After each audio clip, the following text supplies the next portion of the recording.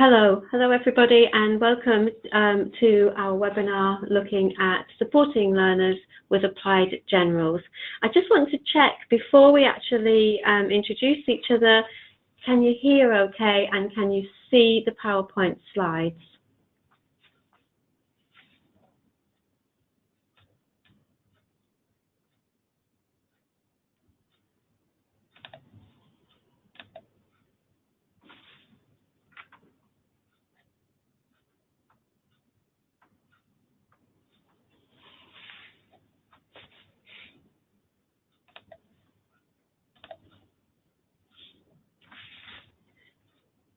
Okay, let's begin.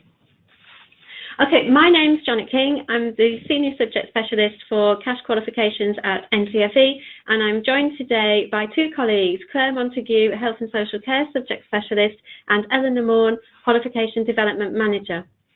Today's webinar will introduce you to our Level 3 Applied General Qualifications, which the Department for Education has approved to count in the 2020 16-19 performance tables. There's going to be an opportunity to explore the structure and organisation of qualifications, as well as look at the content, delivery and assessment requirements. Please do feel free to submit your questions using the function button throughout, and also let us know if there are any problems with the audio or the PowerPoint as we go. We'll look at the questions throughout, but we will answer them at the end of the presentation where we can. Okay, so what are applied generals? They're new on the landscape in lots of ways. Applied generals provide a useful middle road between the technical and academic route for your learners. They're broad but highly applied, giving learners the opportunity to experience those skills they need to move on to a career or enter university. These qualifications are gaining in popularity with over 500,000 entries every year. We develop them as we believe they are robust qualifications that are valued by learners and that serve a purpose and serve them well. Okay, so let's now take a look at the cash applied generals. Structure and organisation.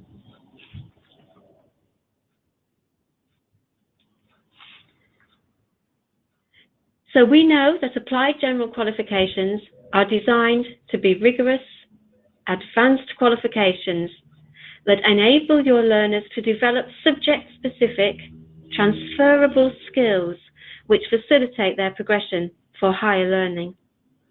The qualifications have been designed to meet the entry requirements for higher education in combination with A-levels and other Level 3 qualifications as appropriate. Let's begin by examining the qualifications, starting with the Level 3 Applied General Award and Certificate in Early Years, Childcare and Education. And you should be able to see there the structure on the slide. The qualifications have both internal and external assessed components.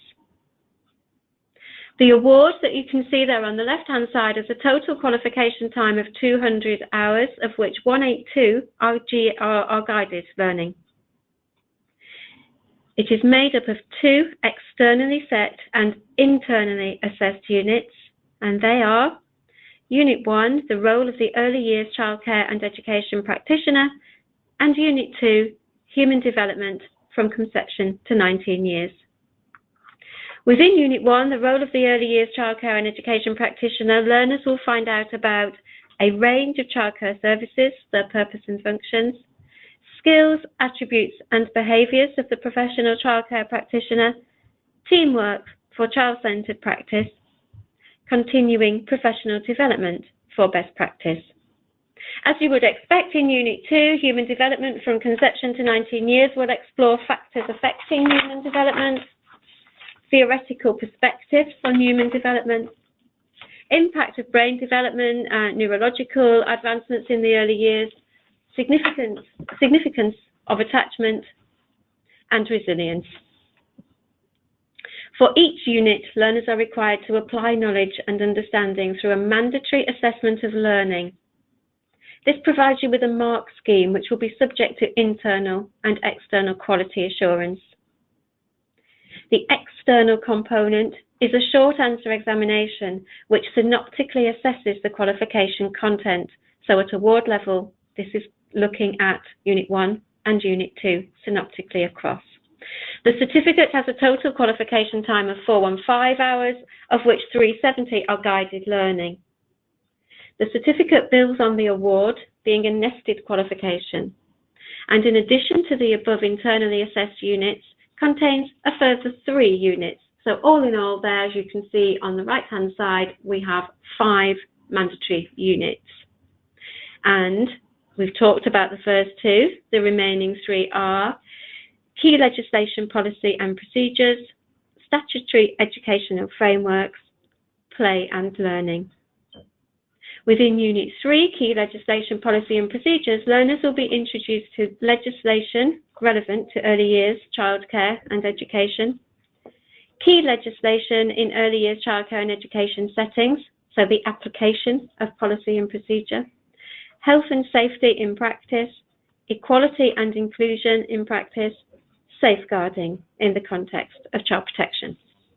Unit 4 looks at statutory educational frameworks and curricula which develop learners' knowledge and understanding of statutory education requirements for children and young people, existing early years frameworks in England, requirements of the national curriculum for England, post-compulsory education, and the role of the regulatory body. Last but not least, Unit 5, play and learning, will provide an opportunity for learners to study, play, surprisingly, how babies and young children develop skills through mastery, value of play, theoretical approaches to play. As in the award, all the units are internally assessed through a mandatory assessment of learning. The externality here consists of the short examination paper from the award, which synoptically assesses Units 1 and 2, as well as a controlled, extended assessment, which synoptically assesses Unit 3 to 5. So to recap, award, 2 units, synoptic assessment, short answer paper, certificate, a further 3 units, and extended assessment through a synoptic piece of writing. The unit's content is arranged as learning outcomes and associated scope of learning. The scope of learning indicates coverage for delivery. Each unit has been developed to complement the content of others across the qualification and in this way consolidate new areas of learning. For example, as learners study the unit focusing on play, they will be able to apply knowledge and understanding of theoretical concepts for human development and begin to appreciate skills of the professional childcare practitioner throughout sequential development. The qualifications are graded pass, merit distinction, and distinction star. The award has been allocated 28 and certificate 56 UCAS points at D star. To gain the qualifications, learners must achieve a minimum of a pass grade in each internal mandatory assessment, as well as the associated external assessments.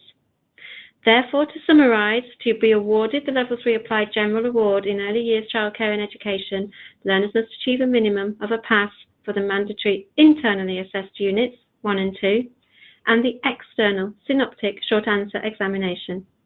To be awarded the Level 3 Applied General Certificate in Early Years Childcare and Education, learners must achieve a minimum of a pass for the mandatory internally assessed units 1 to 5, the external synoptic short answer examination, and the external controlled extended assessment. I'm now going to pass over to my colleague Claire Montague, Subject Specialist in Health and Social Care, and she's going to talk us through the Applied General for Health and Social Care. Thank you, Claire. Okay, hello everyone. So turning now to the Level 3 Applied General Award and Certificate in Health and Social Care. So the structure and organisation aligns with the Level 3 Applied General Award and Certificate in Early Years Childcare and Education. The 2 internally assessed units sitting in the award are Functions of Health and Social Care and Human Growth and Development. So within Unit 1, Functions of Health and Social Care, learners will explore health and social care provision, the impact of drivers on health and social care provision, legislations and policies in relation to the provision, roles and responsibilities of health and social care practitioners, the importance of care values, partnership working, regulation and inspection, as well as serious case reviews.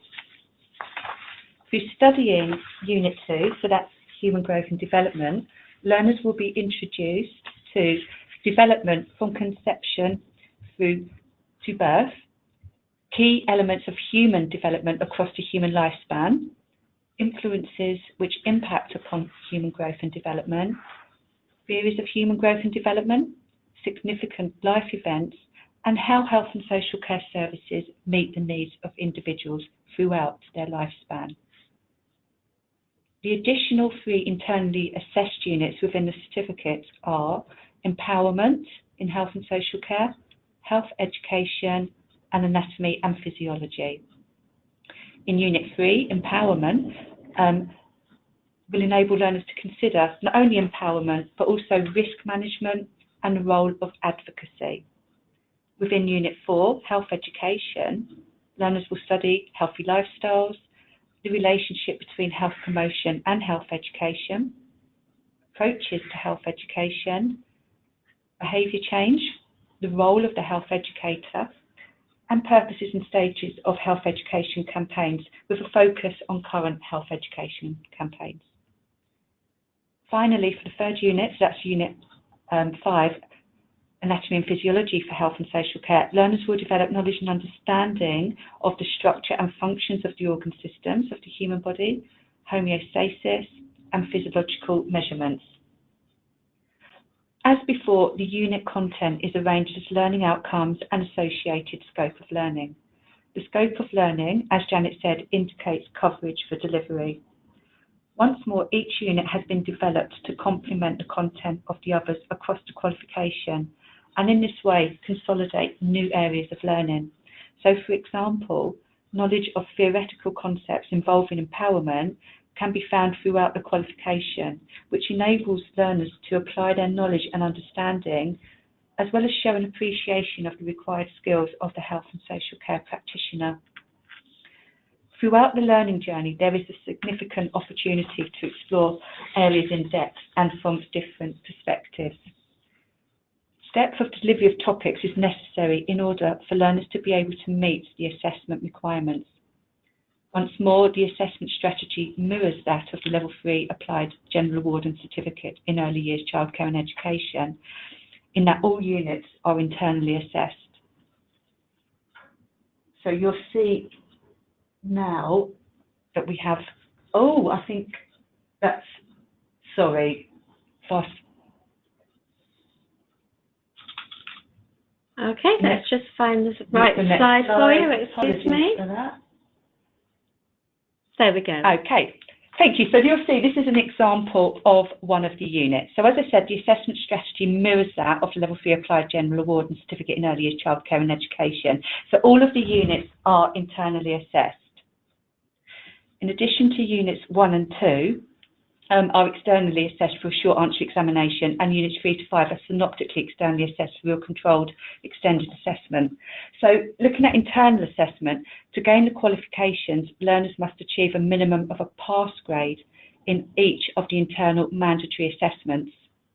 They must also, for the qualification, of course, achieve the associated external assessment. So looking at internal assessment, learners at Key Stage 5 are beginning to explore vocational related journeys. Each unit includes new learning through focused outcomes which are subsequently challenged through the mark scheme, called a graded assessment of learning. So the assessment of learning shows how the learner can achieve the criteria and gain the grade. It requires the creation of a portfolio of evidence. So a portfolio of evidence allows flexibility and is learner-centric, therefore taking account of individual learning styles and needs, and a range of assessment methods can be used. So the example here shows what the learner must do to achieve each grading criterion. The grading for each unit is pass, merit or distinction. The marking is not compensatory, meaning that all of the assessment of learning for the pass grade must be achieved in order to be considered for achieving merit, and so on. The assessment of learning includes reference to the scope of learning for each learning outcome within each unit, and these have been arranged in the most straightforward way for coherent work. Assessment of learning at pass covers the scope of learning, and this is built upon at merit and distinction as appropriate. Learners may achieve unit-only certification outside of the parameters of the qualifications, and all internal assessment results are subject to our internal quality assurance requirements and external quality assurance processes. So, looking at external assessment, as we said, all content is subject to external assessment. The external assessments are synoptic. They require the learner to combine elements of learning and show accumulated knowledge and understanding across the units and their learning outcomes. This allows learners to integrate and apply knowledge and skills with breadth and depth. The awards have one externally set and externally marked synoptic scenario-based short answer examination. The scenario-based short answering examination is a 1 hour, 45-minute examination which will challenge learners on the application of knowledge and understanding of the 2 units which sit within the qualification. The certificates, in addition to the externally set and externally marked scenario-based short answer examination, have an externally set and externally marked synoptic controlled extended assessment. So this actually requires the learners to produce an extended piece of writing which requires a substantial amount of research. The externally set and externally marked controlled extended assessment will be taken under controlled supervision. The controlled extended assessment will synoptically challenge learners on the application of knowledge and understanding. Learners will have 8 hours to complete the controlled extended assessment. 2 hours will be unsupervised, allowing learners to collate resources and materials.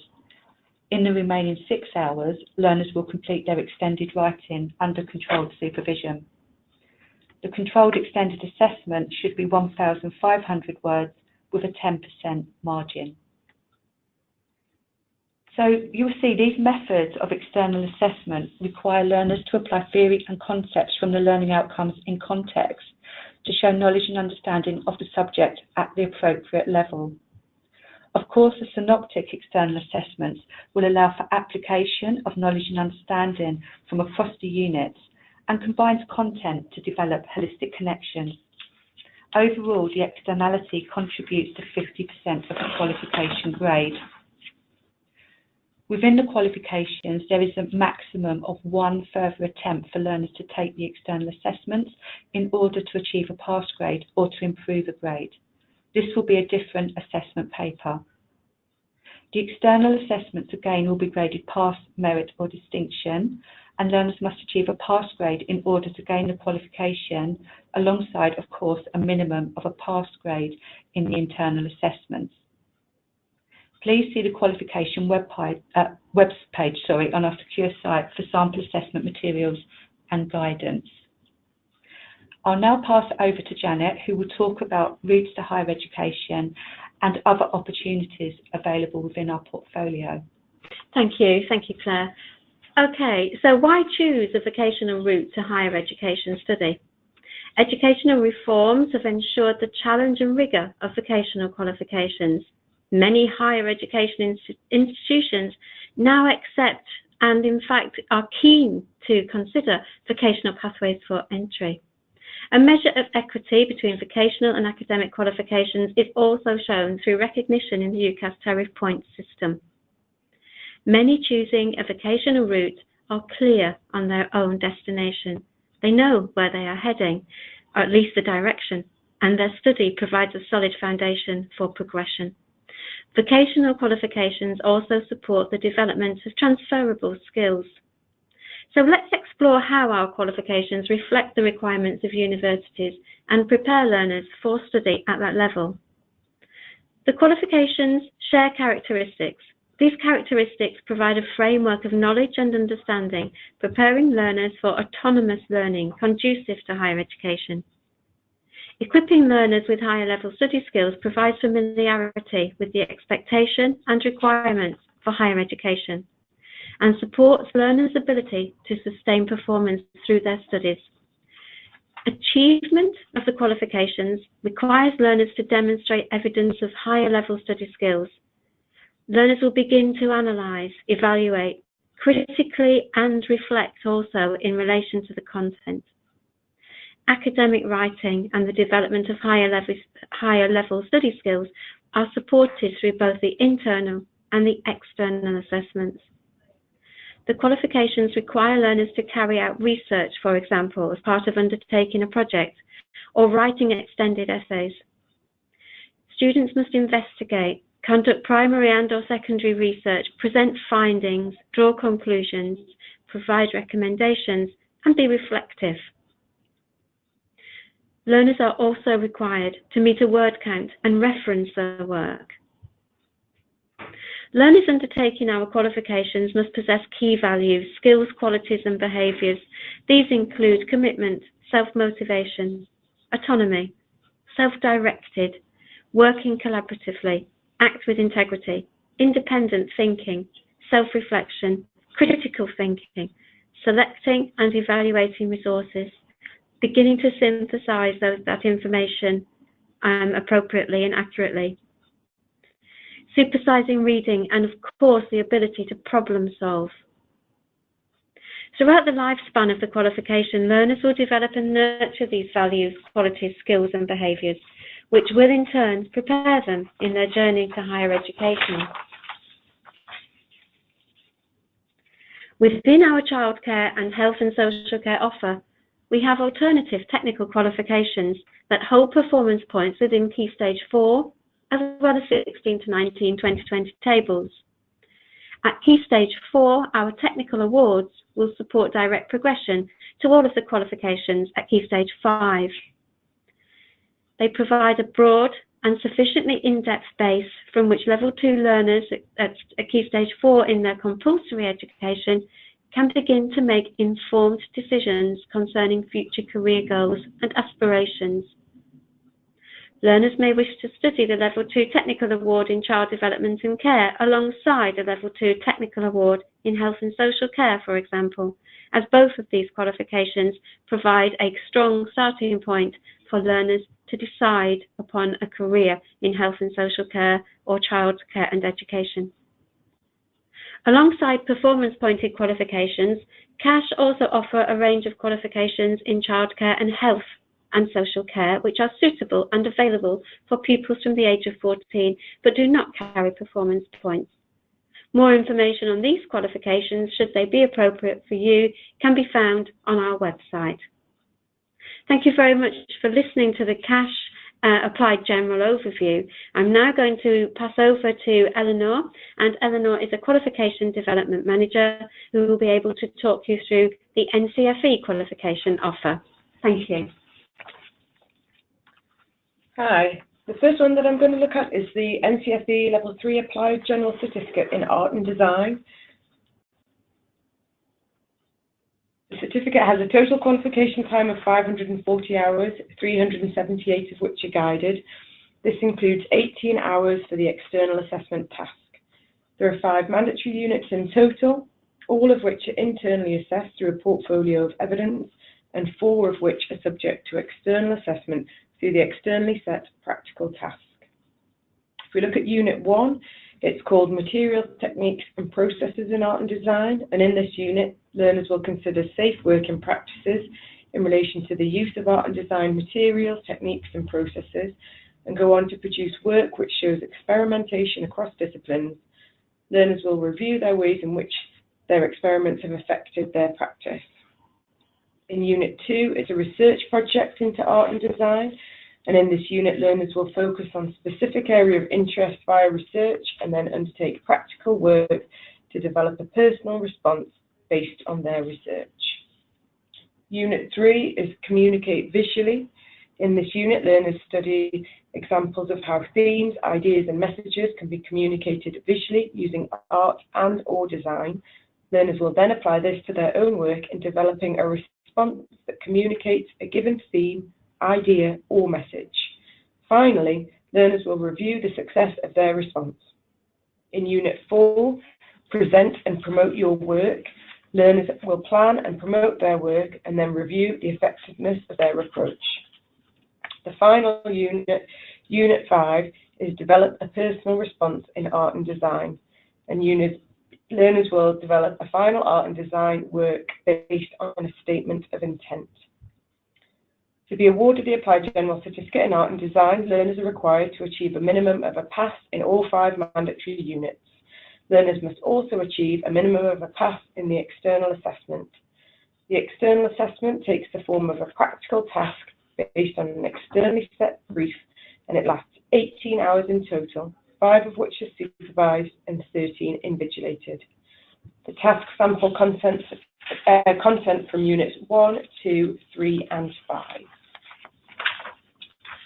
Okay, next we're going to look at the NCFE Level 3 Applied General Certificate in Business and Enterprise. This qualification has a total qualification time of 540 hours, 362 of which are guided, and includes 2 hours of an externally set test and assessed question paper. There are 7 mandatory units in total, all of which are internally assessed through a portfolio of evidence, and 5 of which are subject to external assessment. Unit 1, Starting a Business or Enterprise. In this unit, learners will understand the process of setting up a business or enterprise and the entrepreneurial characteristics and skills required, and what should be included in a business plan and the importance of planning. In Unit 2, it's research and analysis methods used for business and enterprise, and learners will understand how businesses or enterprises research and analyse information. Unit 3, Marketing and Promotion for Business and Enterprise. Learners look at the marketing mix and how and why businesses and enterprise promote their products or services. Unit 4 is around people operations, and in this unit, learners will understand how business and enterprises manage their people and operations. Learners also look at recruitment and how it's planned, advertised and undertaken, and how staff retention is achieved through motivation.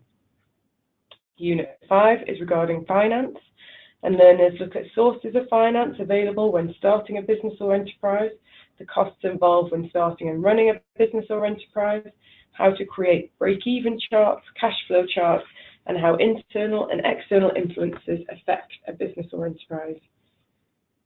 Unit 6 is a business plan, and learners come up with an idea for a business or enterprise and develop a business plan for this particular idea. That will include a company description, market analysis, marketing, operations and people, financial plan and forecasts. And the final unit, Unit 7, is the evaluation of the business. And in this unit, learners will evaluate the processes they went through when they created their business plan. To be awarded the NCFE Applied General Certificate in Business and Enterprise, learners are required to achieve a minimum of a pass in all 7 mandatory units. Learners must also achieve a minimum of a pass in the external assessment. The external assessment takes the form of an externally set and assessed question paper, which includes pre-release material and is sampled from across units 1 to 5. The final applied general qualification that we're going to look at is the NCFE Level 3 Applied General Certificate in Music Technology. The certificate has a total of 610 total qualification time, and 372 of which are guided. This includes 12 hours for the 2 external assessment tasks. There are 6 units in total, all of which are internally assessed through a portfolio of evidence and subject to external assessment. In Unit 1, using a digital audio workstation, learners will understand the underlying technical concepts in context, apply them creatively, and will be able to review their work to gain understanding of the process of music creation and manipulation using a digital audio workstation. Unit 2 is creating music, and in this unit, learners will develop the skills to analyse music and use their findings to create their own original composition. Learners will review their work to gain an understanding of the process of creating a portfolio of music. Unit 3 is multi-track audio recording, mixing and mastering. And in this unit, learners will understand the technical concepts in context and apply them to a recording project. The learner will review their work to gain understanding of the process of creating a recording from the initial recording session to the final stereo master. Unit 4 is sound creation, where learners study the properties of sound and how sound is theoretically represented, perceived and relates to music. Learners will apply knowledge by creating samples and synthesized instruments, and they'll be able to review their work. Unit 5 is live sound performance technology, and learners will make use of music technology and undertake the performance in the role of the performer or sound engineer. The final unit, Unit 6, is digital music business. And in this unit, learners will release an original piece of music digitally. The learner will research ways in which music can be distributed, plan how they will undertake the release, and implement the plan. Learners will review the success of their plan to inform future engagement with the digital musical business. To be awarded the Applied General Certificate in Music Technology, learners are required to achieve a minimum of a pass in each of the 6 mandatory units, and they must also achieve a minimum of a pass across the external assessments. These are broken down into the following. There's a written test, which lasts 2 hours. There's a listening task assessing underpinning knowledge and skills, which is sampled from across all 6 units. And there's a practical test, which is 10 hours, and assesses the application of knowledge and skills sampled from units 1 to 4. Of course, if you'd like any more information about our Applied General qualifications or how we can support you on your curriculum planning, we'll be happy to talk to you. We're running training courses throughout the year, and you can also request a bespoke training day that will be tailored to your needs and delivered at your centre. We'll be sending out the slides from this presentation shortly after the webinar, and with them we'll include an option for you to request a call from a member of the team. I hope you found this useful, and there's time to consider any questions now. Thank you, Eleanor. Okay, we don't have any questions that have come through at the moment. If you do have any questions, we're happy to take those either in the next few minutes, or you can always email somebody at NTFE Cash.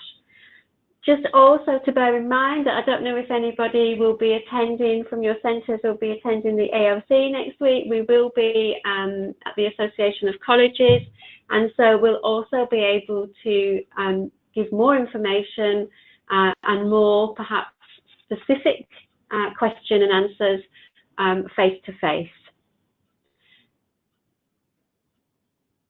Okay, if there are no questions, then I suggest we take the time back, and thank you once again for joining us on the webinar. Thank you very much. Have a good afternoon.